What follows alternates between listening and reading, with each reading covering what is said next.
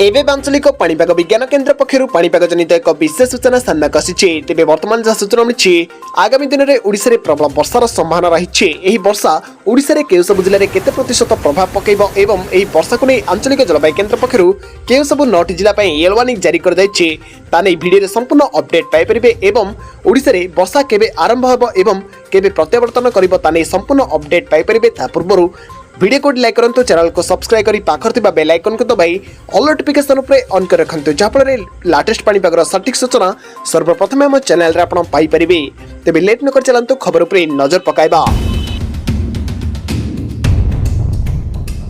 तेबे वर्तमान जहाँ सूचना मिली शीत सरीगलाणी, खरा आसीगलाणी। राज्य में पाग एवं मुख्यतः सुखिला रही बेले आग को किसी जिले में हो पारे वर्षार संभावना एने पूर्वानुमान कर जलवायु केन्द्र पक्षर भुवनेश्वर आंचलिक पाणीपाग विज्ञान केन्द्र पक्षर दी सूचना अनुसार फेब्रुआरी 15 तारिख अथवा आज 19 तारिख पर्यंत राज्य में पाग मुख्यतः सुखिला किंतु 19 तारिख सकाल 8:30 ठारू 21 तारिख सकाल 8:30 पर्यंत राज्य में किछि जिले में हालुकारू मध्यम धरणर वर्षा हो पारे बोली संभावना रही।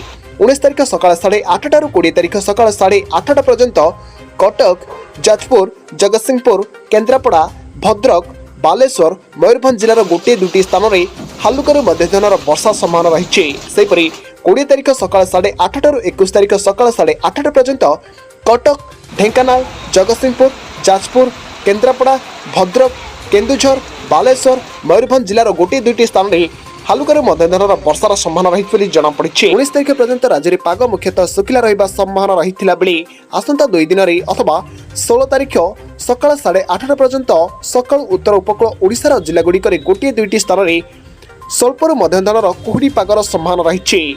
भुवनेश्वर स्थित आंचलिक पाणीपाग केन्द्र पक्षर यह सूचना दी जाइए।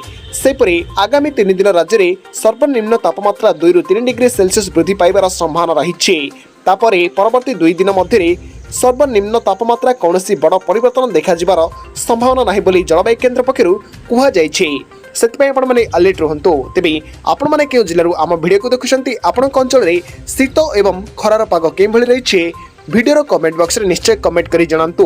तेबे यह थिला आज मुख्य खबर। जदि वीडियोटी आपण मानको भल लागि थाय ताले वीडियो को लाइक करंतु, सांगसाथी मानक सहित वीडियोटी को अधिक मात्रा रे व्हाट्सएप जरिए शेयर करंतु। जदि हम चैनल रे आपण अछंती प्रथम थर पाए हम चैनल रे आपण वीडियो देखुचंती ताले चैनल टी को सब्सक्राइब करी पाखर थिबा बेल आइकन को दबाई ऑल नोटिफिकेशन उपरे ऑन कर रखंतु, जहाँफल लेटेस्ट पाणीपागर सटीक सूचना सर्वप्रथम हम चैनल रे आपण पाई परिबे। ब्यूरो रिपोर्ट, स्वागत ओडिशा।